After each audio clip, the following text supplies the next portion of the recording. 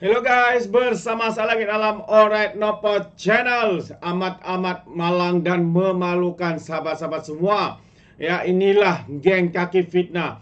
Perkara baik yang sedang diusahakan oleh Kerajaan Perpaduan YB Rafizi Ramli, tetapi fitnah yang diterima. Fitnah yang dilontarkan kononnya.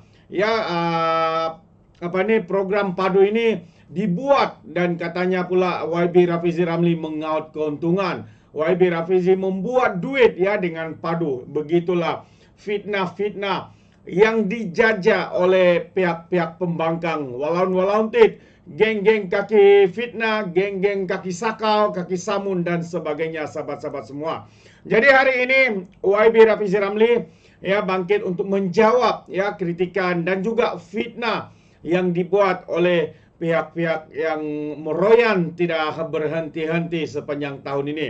YB Rafizi menganggap kritikan dan juga fitnah itu sebagai suara sumbang. Itu antara kenyataan daripada YB Rafizi Ramli. Jadi hari ini juga saya ingin membacakan kenyataan ya daripada YB Rafizi Ramli yang beliau post ya di media sosial ataupun di Facebooknya, sahabat-sahabat semua.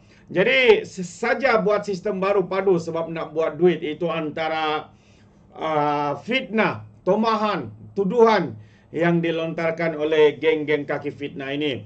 Jadi yang amat berhormat Datuk Seri Anwar Ibrahim akan meluncurkan pangkalan data utama atau lebih dikenali sebagai padu pada 2 Januari 2024 ini. Selepas itu padu akan dibuka selama 3 bulan untuk semua warga negara mengesahkan dan mengemaskini data sosial ekonomi mereka. Bila masuk ke padu nanti, maklumat yang ada dalam semua pangkalan data kerajaan lebih 270 plus kesunya memang sudah tersedia. Contohnya maklumat peribadi, nama kepengenalan, umur jantina dan lain-lain. Maklumat pendapatan, maklumat kenderaan, maklumat anak dan juga tanggungan dan lain-lain. Tetapi ia perlu disahkan dan dikemaskini untuk memastikan data kerajaan itu berlaku adil kepada rakyat kerana data dari padu itu akan digunakan untuk menyasarkan subsidi kepada golongan yang layak kelak.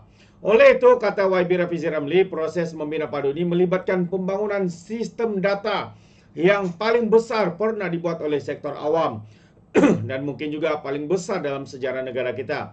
Ia melibatkan puluhan perincian data, nama, umur jantina, isi rumah dan lain-lain. Bagi setiap dari 32 juta rakyat Malaysia yang membentuk ratusan juta titik data points di dalam padu. Jadi saya tidak terkejut bila ada suara sumbang yang menuduh kononnya pembangunan sistem padu ini adalah untuk pembaziran kerana melibatkan kontrak beratus juta ringgit. Jadi saya memang tunggu perkara ini ditimbulkan oleh geng-geng kaki fitnah. Antara sebabnya yang pertama kata YB Rafizi Ramli adalah padu dibangunkan sepenuhnya oleh penjawat awam dari 3 agensi utama, Kementerian Ekonomi, Jabatan Perangkat, DOSEM dan Mampu, yang melibatkan kerjasama semua agensi lain. Jadi bagi saya padu ini kerana ia melibatkan keseluruhan kepakaran dan tenaga penjawat awam, bukan consultation dan kontraktor luar. Yang kedua, penjawat awam membangunkan padu menggunakan peruntukan sedia ada dan segala infrastruktur yang telah ada tanpa perlu membuka tender baru kepada pihak swasta. Maka ia tidak melibatkan perbelanjaan tambahan seperti yang berlaku setiap kali ada sistem baru yang diperkenalkan. Jelas, yang kedua ini sahabat semua, ya, padu ini dibangunkan oleh penjawat awam sepenuhnya. Tidak ada kontraktor, jadi tidak ada melibatkan kewangan, bajet dan sebagainya. Yang ketiga, kata YB Rafizi Ramli, padu dibangunkan dalam tempo masa yang singkat iaitu 7 bulan dari Mei 2023 hingga Disember 2023 mengatasi pelaksanaan projek-projek sistem yang dikendalikan oleh pihak swasta sebelum ini. Dari segi keupayaan menyiapkan sistem untuk keperluan kerajaan dan rakyat dalam tempo yang begitu singkat. Yang keempat, padu tidak akan melibatkan pembayaran setiap tahun kepada penyedia sistem pihak swasta seperti yang selalu berlaku kerana dibangunkan sepenuhnya oleh penjawat awam dan milik kerajaan sepenuhnya. Padu berjaya disediakan dalam tempo yang singkat dan tanpa peruntukan tambahan kerana hasil penat lelah penjawat awam yang bersengketa mata selama 7 bulan. Dari awal saya telah lontarkan cabaran ini kepada pasukan teras dari Kementerian Ekonomi, Jabatan Perangkat, DOSEM dan Mampu bahawa padu ialah peluang untuk membuktikan kepakaran yang ada di kalangan penjawat awam. Saya berdoa kewujudan PADU akan membawa perubahan besar kepada hikmat awam dari kerajaan kepada rakyat. Memang pasukan yang teras mengusahakan PADU akan terus berdepan dengan cabaran. Tapi jika ada pujian mengenai PADU, pujian itu layaknya kepada penjawat awam. Terima kasih dari saya secara terbuka, kata YB Rafizi Ramli, kepada semua penjawat awam dan keseluruhan anggota pasukan dari berbagai agensi yang telah bertungkus lumus sejak Mei 2023 sehingga PADU dapat diluncurkan secara rasmi oleh Yang Amat Berhormat Perdana Menteri Datuk Seri Anwar Ibrahim pada minggu hadapan. Terbaik sahabat-sahabat semua.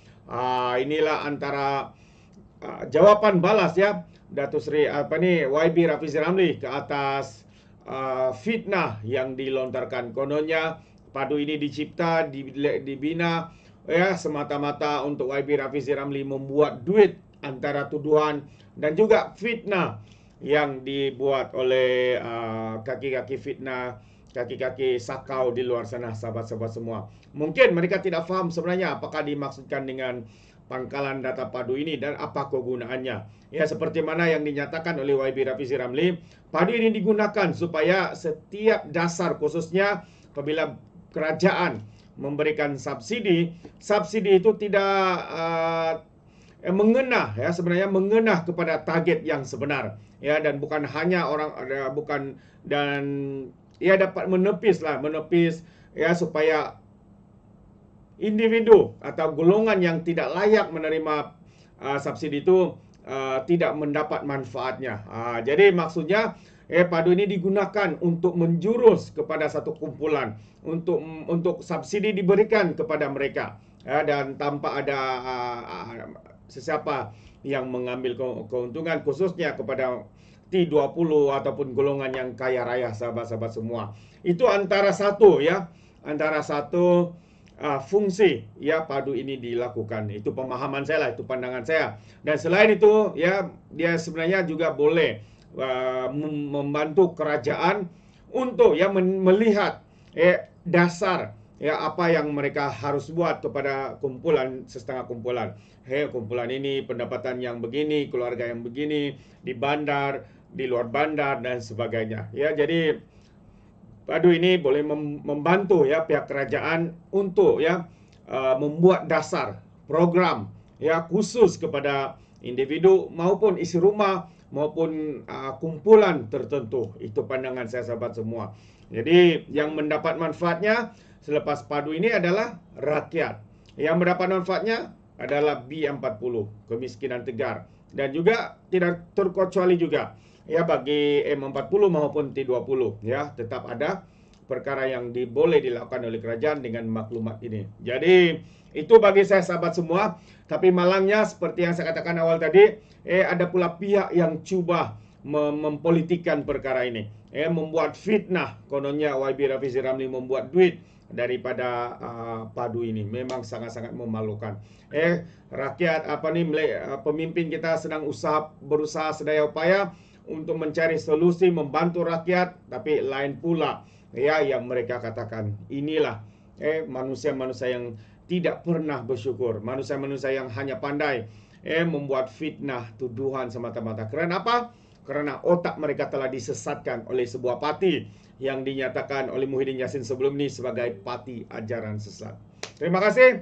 Anda boleh berikan komen Anda di dalam ruangan komen, tapi ingat komen dengan cara berhemah. Jadi sampai di sini saja. Izinkan saya untuk mengundurkan diri.